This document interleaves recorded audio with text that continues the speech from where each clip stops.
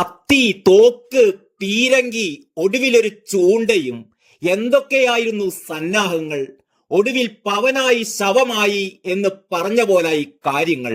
294 സീറ്റുകൾ നേടി കേവല ഭൂരിപക്ഷത്തെക്കാൾ 22 സീറ്റ് അധികം നേടിയ NDA സഖ്യത്തെയും ആ സഖ്യത്തിൽ 240 സീറ്റുകൾ നേടി ഏറ്റവും വലിയ ഒറ്റക്കക്ഷിയായ BJPയെയും മാറ്റി നിർത്തി കേവല ഭൂരിപക്ഷത്തെക്കാൾ 38 സീറ്റ് കുറവുള്ള, അതായത് 234 സീറ്റ് മാത്രം നേടിയ ഇന്ത്യ സഖ്യമാണ് രാജ്യം ഭരിക്കാൻ പോകുന്നത് എന്ന തരത്തിലുള്ള അസംബന്ധ അനുമാനങ്ങളും വിശകലനങ്ങളും കുത്തിത്തിരിപ്പുകളും 8 നിലയിൽ പൊട്ടി.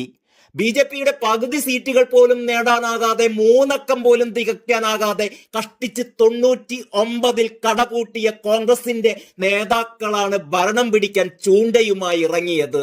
NDA മുന്നണിയിലുള്ള TDPയും JDUവും ഒക്കെ ഇപ്പോൾ കൊത്തുമെന്നും പറഞ്ഞ് വമ്പിച്ച മീഡിയ ഹൈപ്പ് സൃഷ്ടിച്ചവർ, അവർക്കായി കുഴലൂത്ത് നടത്തിയവർ, നരേന്ദ്രമോദി പുറത്തേക്കോ എന്ന് അന്തിച്ചർച്ച നടത്തിയ ചാനലുകാർ എല്ലാവരും ഇപ്പോൾ കരച്ചിലോട് കരച്ചിലാണ്. ജവഹർലാൽ നെഹ്റുവിന് ശേഷം തുടർച്ചയായി 3ാമത്തെ ടേമിലും പ്രധാനമന്ത്രിയാകാൻ പോകുകയാണ് നരേന്ദ്രമോദി. ചരിത്ര നിമിഷമാണിത്. തിരഞ്ഞെടുപ്പ് ഫലത്തിന്റെ പശ്ചാത്തലത്തിൽ ഇന്ന് ചേർന്ന NDA യോഗമാണ് നരേന്ദ്രമോദിയെ വീണ്ടും പ്രധാനമന്ത്രിയാക്കാൻ തീരുമാനിച്ചത്. നരേന്ദ്രമോദിയെ NDA യോഗം നേതാവായി നിശ്ചയിച്ചത് ഏകകണ്ഠമായി തന്നെയാണ്. നരേന്ദ്രമോദി സർക്കാർ രൂപീകരിക്കുന്നതിന് നിതീഷ് കുമാറും ചന്ദ്രബാബു നായിഡുവും പിന്തുണച്ചു.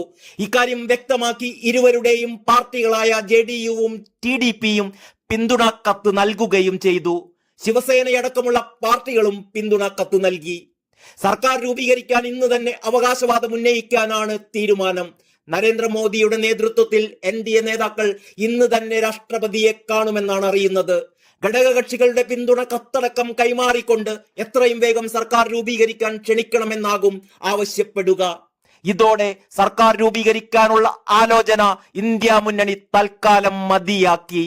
നിലവിലെ സാഹചര്യത്തിൽ ഇന്ത്യ സഖ്യയോഗം പ്രതിപക്ഷ നേതൃസ്ഥാനത്തിന്റെ കാര്യത്തിലുള്ള ചർച്ചകളിലേക്കാണ് കടന്നത്. യോഗത്തിൽ രാഹുൽ ഗാന്ധിയെ പ്രതിപക്ഷ നേതാവാക്കാനാണ് കോൺഗ്രസിന്റെ നീക്കം. 99 സീറ്റുകൾ നേടിയ കോൺഗ്രസിന്റെ അവകാശവാദം മുന്നണി യോഗത്തിൽ അംഗീകരിക്കപ്പെടാനാണ് ഏതായാലും സാധ്യത. News desk, Kalakaumudi.